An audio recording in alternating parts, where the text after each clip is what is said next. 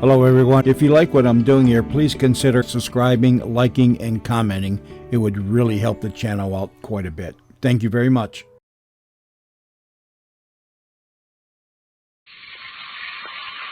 Mr. Savage, what is it? I don't know, Miss Avery. Does your flashlight still work? It's almost dead, but this I think we must see. Oh, my God! The whole floor seems to be alive, flowing like a river. Yes, flowing towards us.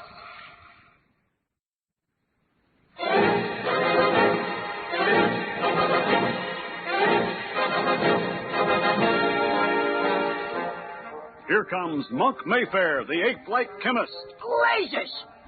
Ham Brooks, the sword-wielding lawyer. Take that! Rennie Renwick, the two-fisted engineer. Holy cow!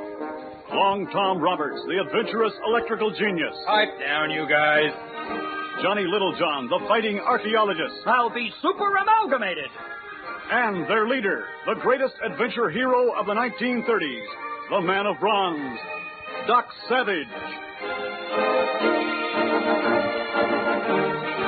The Variety Arts Radio Theater, by special arrangement with Condé Nast Publications, presents The Adventures of Doc Savage, a new series of radio adventures based on the novels by Lester Dent. Today, Terror Underground, Chapter 5 of the fantastic story, Fear Key. Doc Savage and his crew have trailed the Fountain of Youth gang to Fear Key, a remote island in the Caribbean. There they encounter a mysterious force that turns men into skeletons in a matter of minutes. After foiling the gang's attempt to blow up their plane, Doc and Kel Avery trail the leader Santini to an underground labyrinth and discover that the gang is trying to find a secret cache of some valuable substance left there years before by old Dan Thunden. Eavesdropping on the gang's conversation, Doc discovers that Thunden has double-crossed the gang and intends to sell the secret himself. But just as Doc is on the verge of learning more, Santini discovers his presence, and Doc and Kel Avery rush headlong into the darkened caverns in an attempt to escape. Which way? Back along the corridor. Perhaps there's another way out. I think they're gaining on us. Look, up ahead, a door. Can you open it?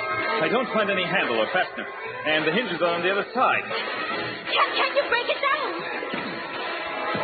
No good. It's too solid. What do we do? Wait, there's a small depression near the top of the door. Let me see if I can get my fingers through that narrow crack. Yes, there's a small lever on the other side. There. Quick, inside. Can you lock it? No, I don't see any lock, and there's nothing to bar it with. Can they shoot through the door? I don't think so. It's too thick. Look, they know about the lever. There's a hand coming through the opening. I'll take care of that with my flashlight. They'll probably try sticking a gun through next. Yes, here it comes. A machine gun barrel. Stand right next to the door. I don't think they can swing the barrel far enough to hit around us there.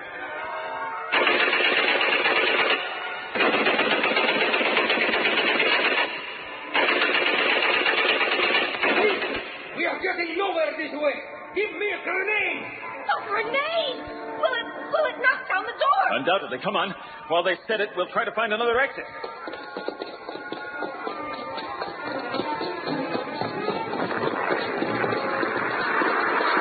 That did it. They're through now. Oh, what's up ahead? Looks like a pile of clothing. Yes. I wonder... Oh, look! It's another skeleton. Not just any other skeleton. It's the lawyer, Hallett. Or what? Yes, I can tell by the clothing. But how did it get down? Look up there. Trap door, just like the one we fell through. That's how he disappeared so fast from the jungle. But that happened just a few minutes ago. How could it be a skeleton so fast? That's a mystery we have yet to solve. But we can't wait here. Santini and his gang will find us soon. How much farther can we go? I don't know. These caverns could run for miles under the island. But perhaps we don't have to go very far. Why? See that indentation in the wall? It's deep enough for both of us to get into, out of sight of this passage. They just might pass us, unaware that niche exists. Do you think it will work? Let's put it this way. I think it's our best chance. All right.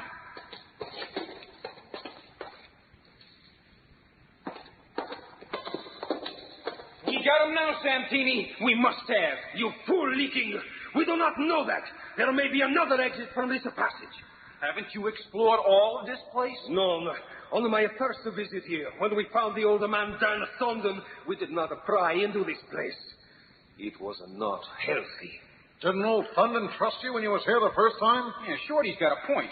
It seems like Thundon had been glad to see the first white man in over 90 years. He'd have fallen all over himself to show you around. He must have been a shrewd old bird even then. Enough! We must find the savage. Wait. What's that? I don't hear anything. Ascoltate! Listen! I'm getting out of here. Me too! Run!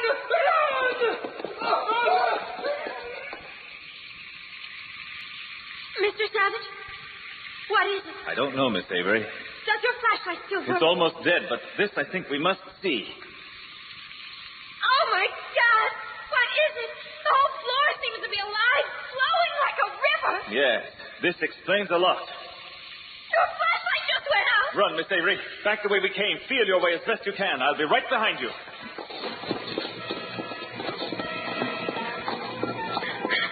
Whatever it was, it doesn't travel very fast. Oh, but it's extremely dangerous nonetheless.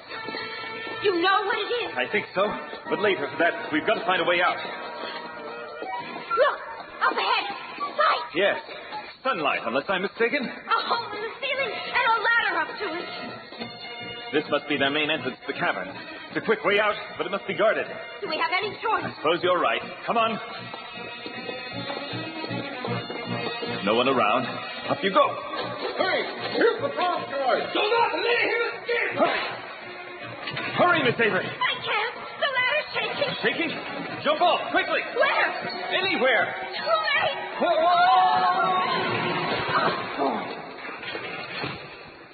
What happened? Another trap. This time in the floor of the cavern. Where are we? Well, of some kind is my guess. About 8 feet around, 20 or so feet deep. Look, up there. It's the thug, Shorty. Here's where I fix everything. Wait, senor. Do not shoot them yet, huh? Why the hell not, Santini? Almost swinged him a minute ago. Because of my short friend, I have a big idea. See, we will make this bronze man do a job for us. Oh, yes. A very special job.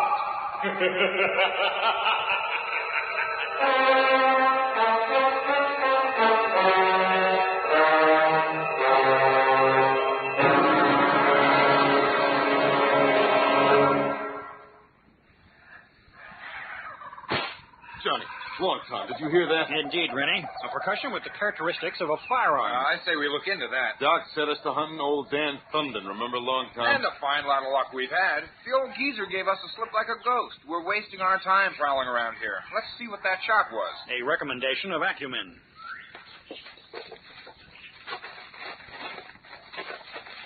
The shot came from about here. I think it was farther on, long time. It was muffled, like it was fired in a hole or something. Let's look around and see if there's a pit or a cave in these rocks.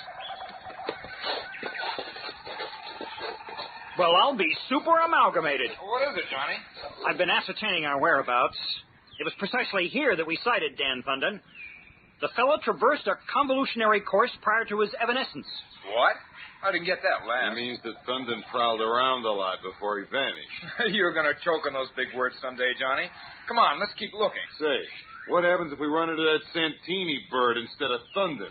Got your super machine pistol with you, don't you, Rennie? Sure. Loaded with Doc's anesthetic mercy bullets? Yep. That's your answer. Hey, there. What the? Over there. Dan Thundon. He flattened before I could line up my first shots. There he is again. He got the cover. Come on. There he is again, over there. He must know every inch of this island to get around like that. That fellow has the agility of an acrobat. There he is again, down by the beach. For a lad 131 years old, he takes the cake. Now he's over there. Hey, wait a minute, fellas. What's the idea, Rennie? Yes, elucidate. I just got wise to something, fellas. Old Snowy Whiskers is pulling a fast one on us. He's showing himself deliberately to lead us where he wants us to go. We're being decoyed. Eminently probable. Okay. Now that we know what he's doing, we'll keep our eyes open. But I'm still in favor of giving him a chase. Me too, Long Tom, but let's be more careful. Agreed.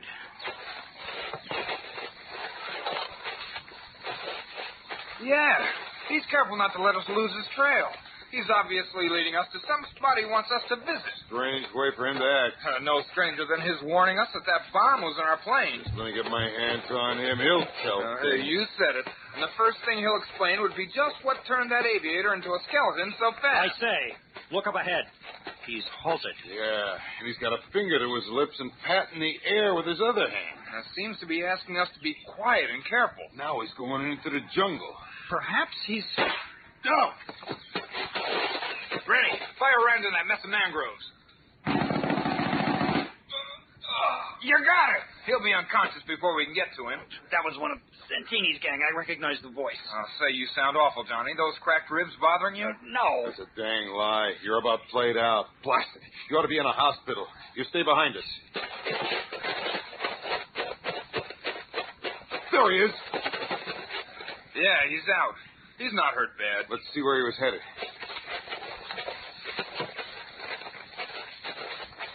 We're almost to the beach. Say, you smell anything? Yeah, Long Tom. Smells like gasoline. Holy cow, look! A seaplane beats right on the shore.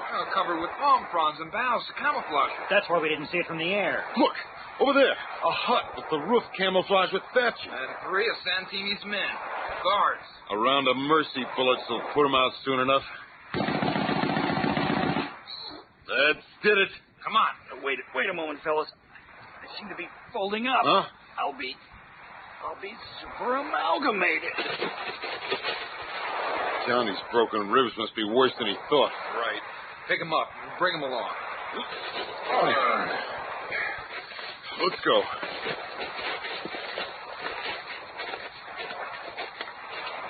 You wait here with Johnny. I'll climb through the palm fronds and look around inside.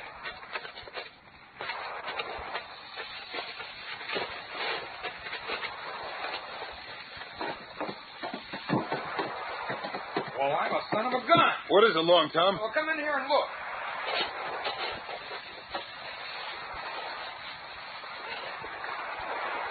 Holy cow, the wings are all torn up. Yeah, the fuel tanks show empty on the gauges.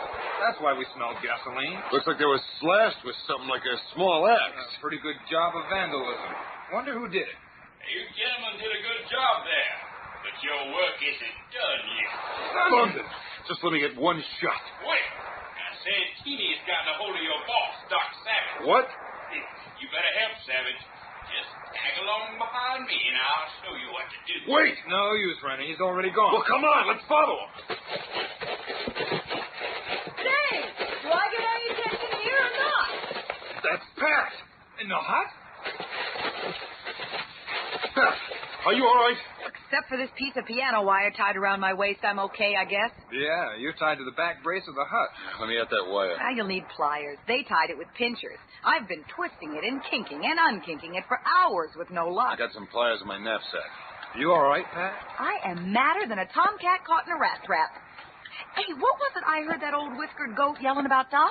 Something about Santini having gotten him, but I don't believe it. Doc has never been in a jam yet where he didn't have an ace up his sleeve.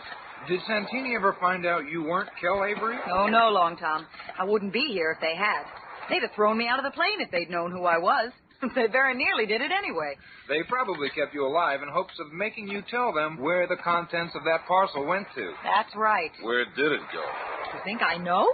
Ask that other girl, that Kel Avery or Maureen Darling or whatever she calls herself.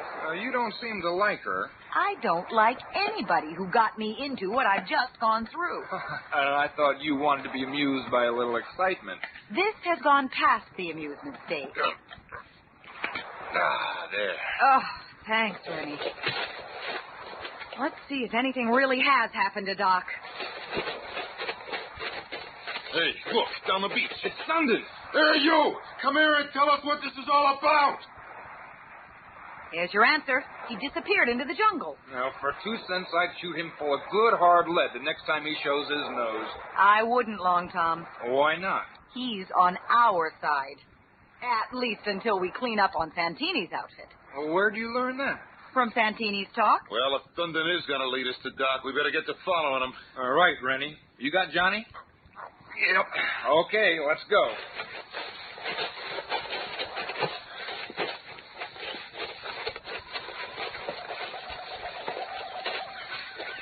You suppose Thunden's going to keep in sight so we can follow him? I think so. Look, there he is up ahead. Yeah, he's leading us, just like before. Right toward that rocky area near the center of the key.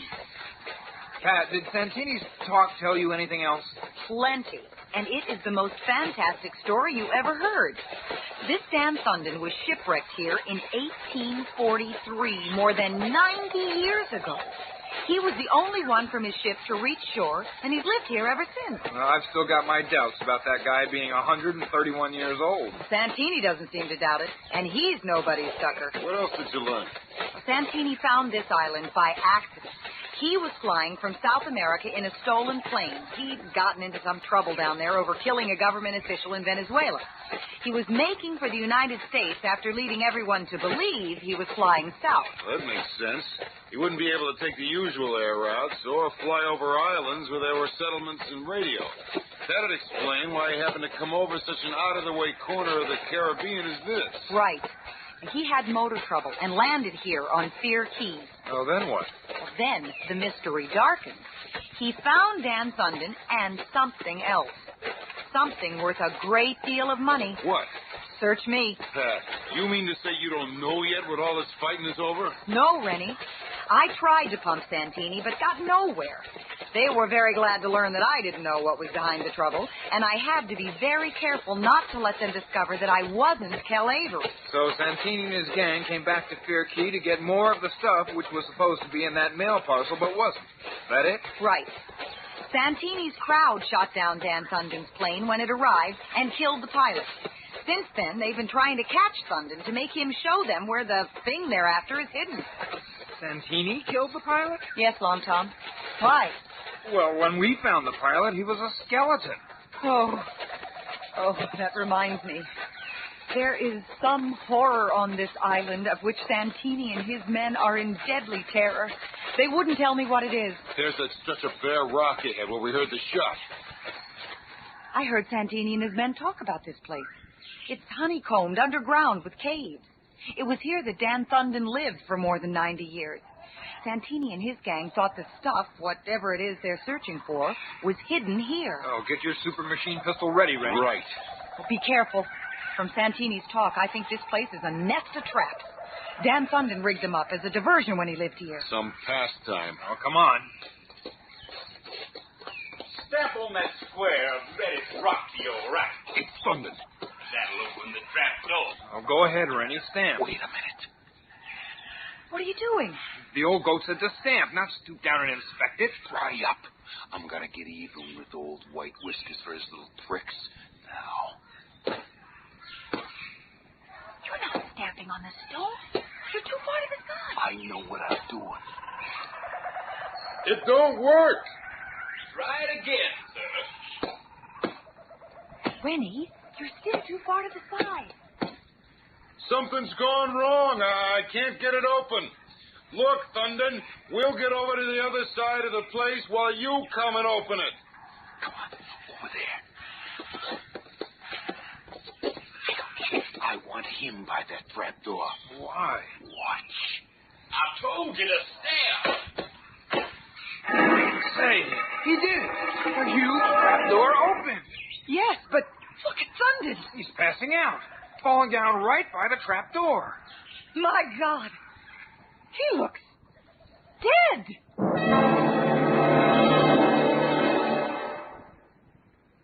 Has Dan Thunden fallen victim to the mysterious force that turns men into skeletons? Will Santini succeed in obtaining the fabulous secret of Fear Key? And what has happened to Doc Savage and Kel Avery trapped in the pit deep underground? Don't miss The Mysterious Weeds, Chapter 6 of Fear Key, next time on The Adventures of Doc Savage.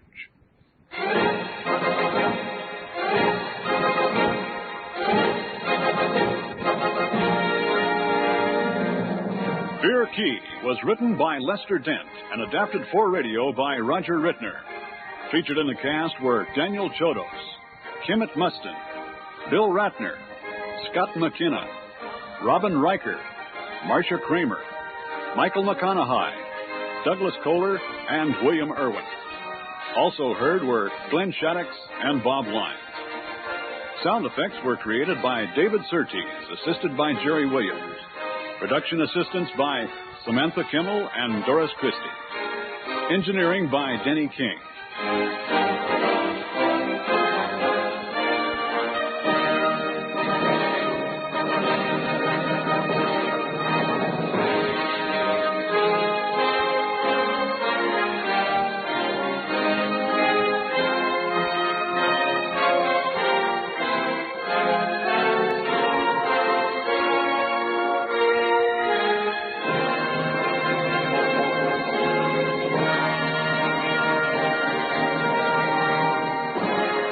The Adventures of Doc Savage is produced and directed by Roger Rittner and is a presentation of the Variety Arts Radio Theater.